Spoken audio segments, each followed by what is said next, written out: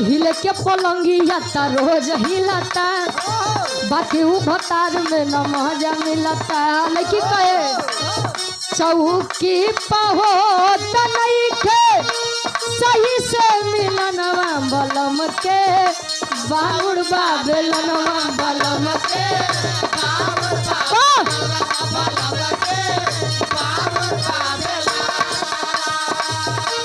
बलम के बांगुड़ बेलनवा बलम के